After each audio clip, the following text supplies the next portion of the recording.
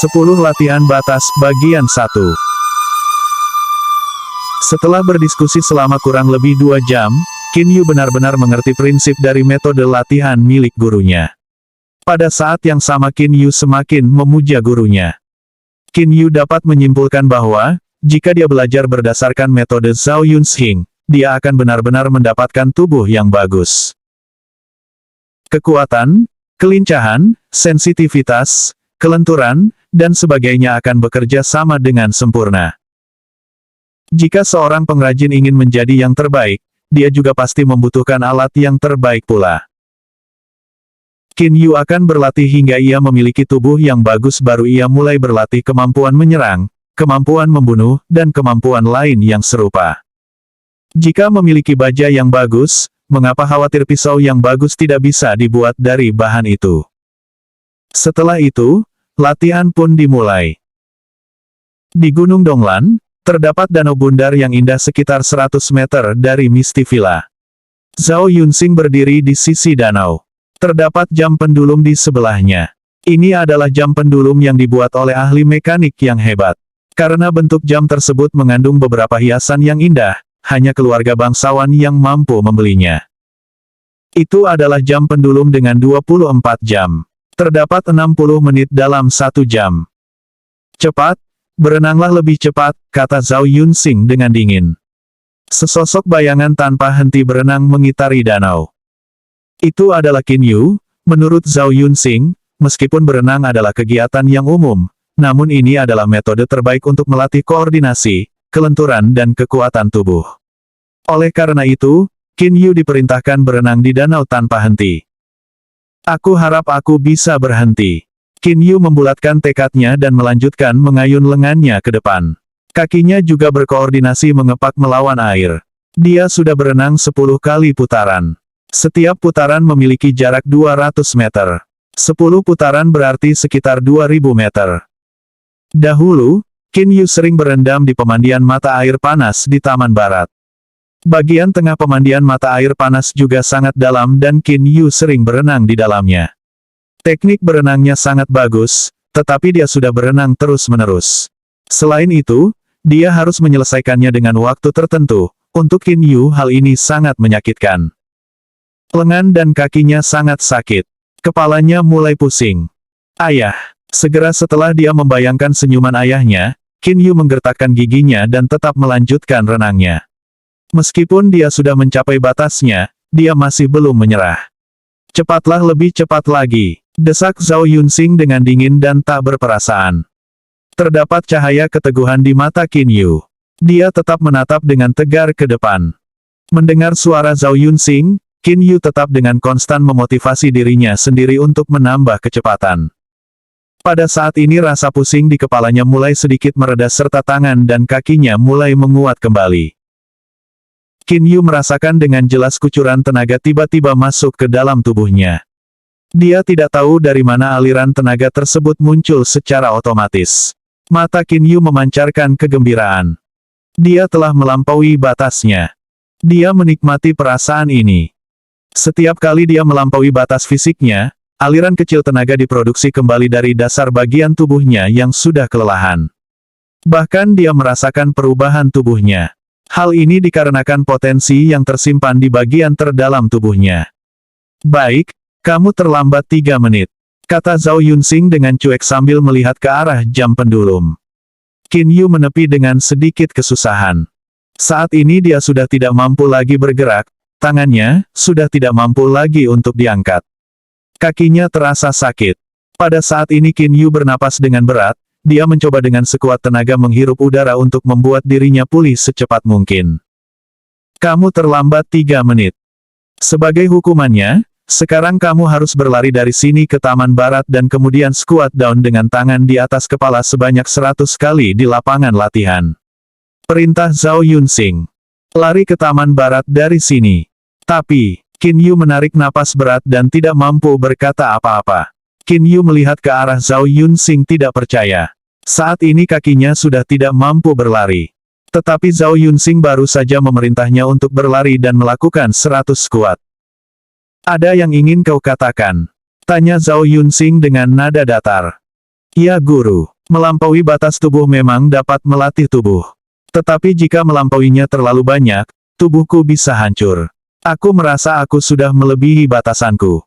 Saat ini aku tidak bisa melanjutkan latihan kembali.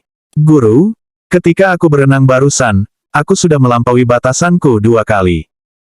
Aku tidak yakin bisa melampaui batasanku sekali lagi, sahut Qin Yun melihat lurus ke arah Zhao Yunsing dan berkata dengan jelas. Zhao Yunsing berkata dengan cuek. Aku gurunya. Perintahku harus dilaksanakan.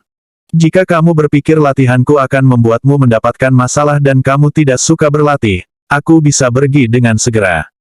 Aku tidak peduli dengan murid malas sepertimu. Ekspresi Qin Yu langsung berubah. Kemudian dia melempar pandangan pada Zhao Yunsing. Dia lalu mengambil napas panjang dan berjuang dengan keras untuk mendorong kakinya berlari. Saat dia mengambil langkah pertama, kakinya bergetar dan terasa sangat sakit. Tetapi setelah berlari sebentar, kakinya terasa semakin menguat. Oh, apa ini? Qin Yu terkejut. Setelah Qin Yu berbalik, Zhao Yunsing tersenyum samar. Bocah nakal ini, bagaimana mungkin aku tidak mengetahui batas kekuatanmu yang sebenarnya? Saat kamu berenang, kamu lebih banyak menggunakan lenganmu daripada kakimu. Otot kaki pada dasarnya lebih berkembang daripada lengan. Karena lenganmu dapat bertahan, tentu saja kakimu masih dapat melakukan latihan yang lebih. Setelah Qin Yu mengkritik metodenya dalam mengajar, Zhao Yunsing menjadi semakin tertarik.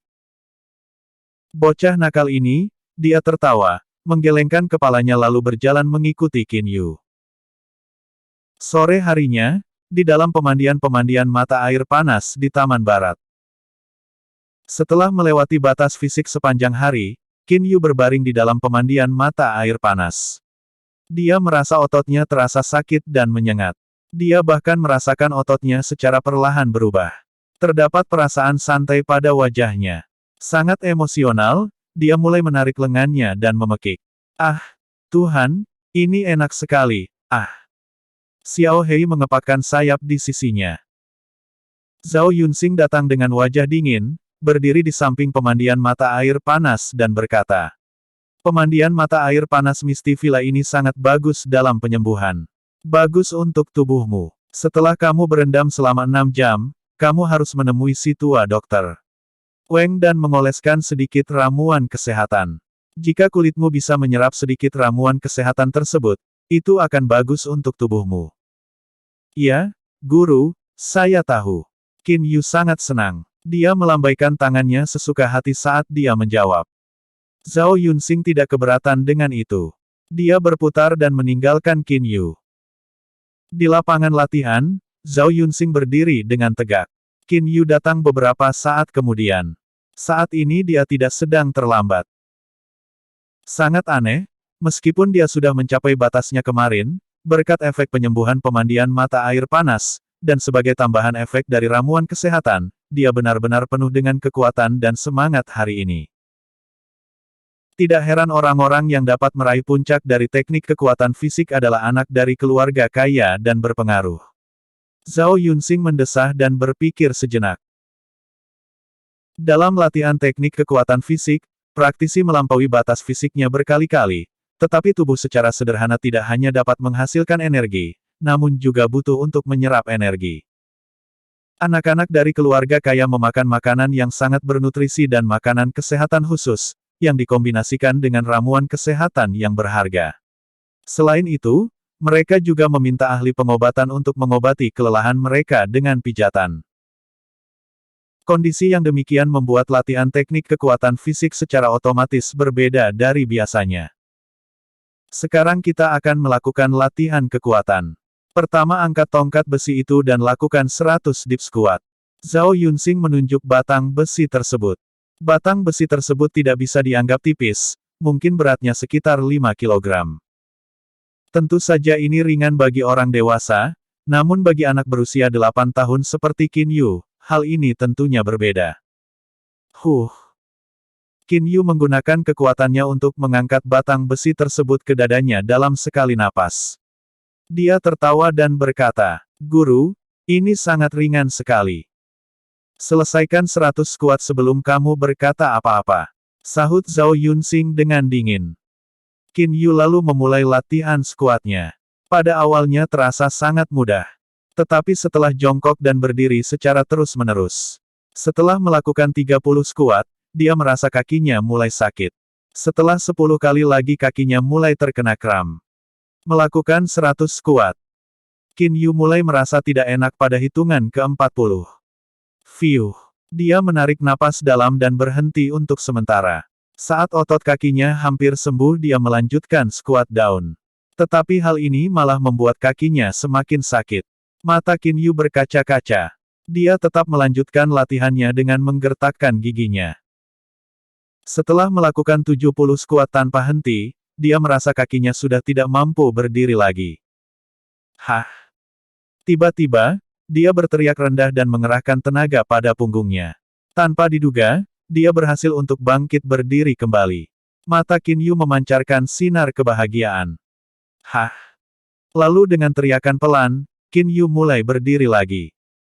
Setiap kali dia berteriak, dia memeras sedikit tenaga yang tersimpan pada kakinya. Kakinya berangsur-angsur memanas. Setelah berkali-kali teriak, aliran kekuatan muncul dari dalam otot kakinya. Sungguh sangat ajaib. Saat Qin Yu berteriak terakhir kalinya, dia akhirnya menyelesaikan 100 skuad. Meskipun kakinya bergetar dan dia bisa jatuh kapan saja, matanya memancarkan kegilaan dan kegembiraan. Zhao Yunxing secara diam-diam mengangguk saat mengawasinya. Sekarang saatnya untuk latihan kekuatan jari, ekspresi Zhao Yunxing sedingin biasanya. Dia sungguh tidak mengizinkan Qin Yu untuk beristirahat sedikit pun dan langsung memberikan perintah. Faktanya, Zhao Yunxing menciptakan menu latihan yang bagus untuk Qin Yu. Saat ini kaki Qin Yu terasa sangat lelah tetapi tangannya belum mencapai batasnya, sehingga Zhao Yunxing melanjutkan dengan kekuatan jari. Bagaimana caraku melatih kekuatan jariku guru?